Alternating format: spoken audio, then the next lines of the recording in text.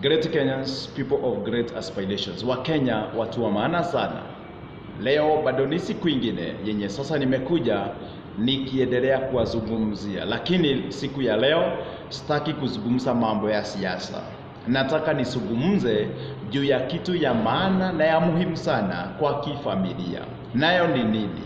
Nilipokuwa nawaza yale mambo huwaga naongea na nazungumza na watu tofauti, nilifikiria ni vizuri ya kwamba nitumie hii platform ya Ukweli Uapishwe niweze kuzungumzia Wakenya na especially wenye wako kwa familia ama wenye wanatafuta ndoa, wajue ni nini wanapofaa kufanya ndio ndoa zao siweze kusimama. Kwa hivyo siku ya leo nataka kuambia hivi, na nataka kuzungumzia our dear ladies who are married, those ladies who are married, those with husbands. Nataka kuwazungumzia siku ya leo na nitaendelea kuwazungumzia. I'll continue speaking to you because my heart is always touched when I see families breaking down. Kwa hivyo siku ya leo nataka kuzungumza mambo matano yenye wewe ukiwa mwanamke na umeolewa, uko na bwana, unayofaa kuyafanya ama kuyazingatia ndio uweze kudomesticate your husband bila kutumia juju. Kwa hivyo yale mambo nataka kuwaelezea are 5 things that as a married woman you must endeavor to do ndio uweze kudomesticate your husband. Lakini siku ya leo sababu siwezi nikayazungumza yote, hii nitaita part 1, lakini kutakuwa na part 2 up to part 5, na kwa kila part nitakuwa na kuzungumzia kinagaubaga lile jambo nataka uangazie, na ukijaribu haya mambo ndoa yako itaweza kusimama and you will be able to change your husband. You will be able to domesticate your husband and he will be yours and yours for taking and alone.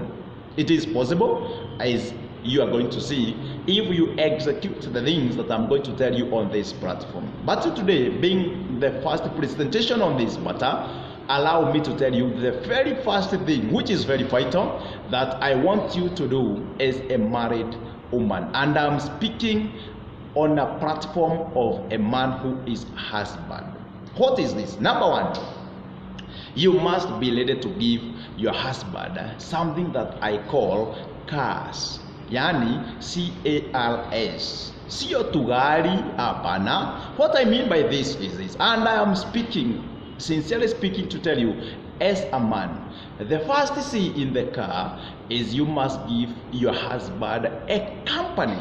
Number 2, you must be available, and number 3, you must give him reliable, and the S is for sex. Si wadaganyi, you must give your husband company in sex.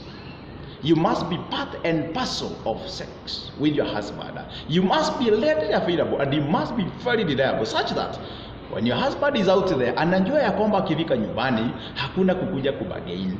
Reliably, he'll get pleasurable sex from you because you are the wife. Haya mambo ni ya muhimu sana. Why am I saying this? Because the way a man is created, sio kama mwanamke.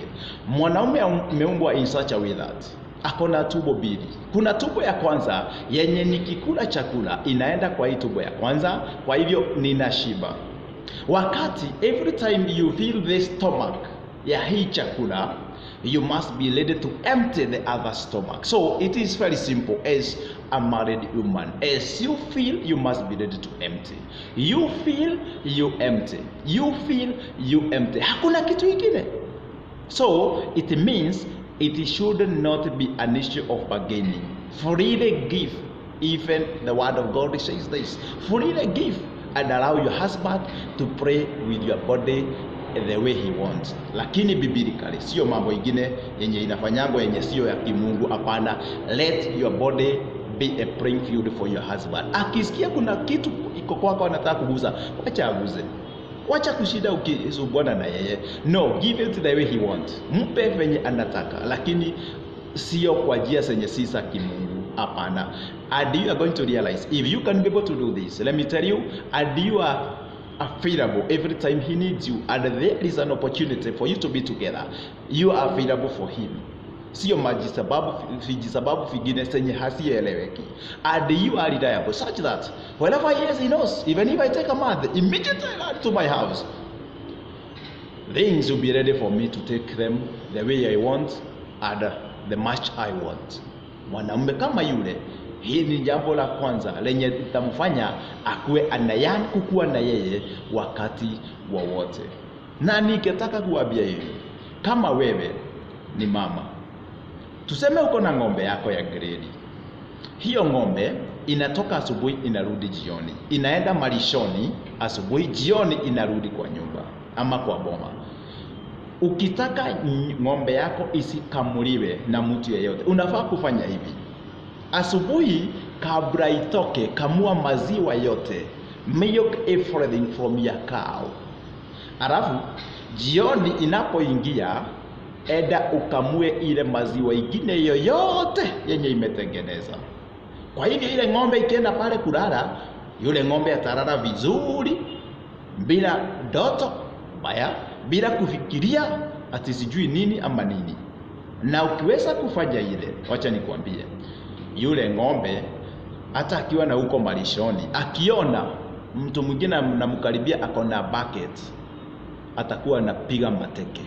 Lakini kama hakuwa amekamuliwa maziwa na umemwachilia hivyo, atakuwa naona mtu yuko na bucket, anaanza kumfuata. Ndio, atakuwa anaanza kumfuata. Usiku kama maziwa haijakamuliwa, mwizi wa usiku akikuja, ng'ombe akisikia mahali kuna mwizi na kona bucket, anaenda ile upande akakamuliwe. Kwa hivyo wacha tujue ya kwamba hata ukiwa na your husband, pia yeye wacha akue na afanyiwe kama yule ng'ombe. Anapotoka asubuhi kwenda malishoni ama kazini mwake, make sure you have milked everything. Kuja acha kitu, ataweza kuconcentrate na kazi. Na hata kama ako na secretary ama ako na colleagues wenye wanamwadimaya, wanamwonyesha hivi na vile, hata kuwa na business na wao, because he knows for sure there is nothing good they can give, because he already has been given what is best. Lakini ukimwachilia hivi kama vile ng'ombe mwenye hajakamuliwa, anaona mtu yuko na bucket anafuata, naye bwana yako atakuwa vile vile. Na wanaume ni hali ya maumbile. God has a reason why he created us like this. Mungu anajua ni kwa nini alituumba hivi. Kwa hivyo nataka kuambia wanawake wote wenye wameolewa, your husband, for you to be able to domesticate your husband, kitu ya muhimu kwa kabisa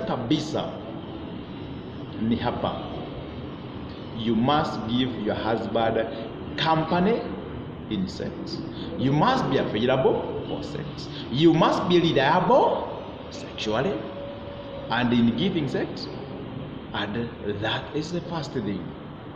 And you must allow your husband to pray with your body.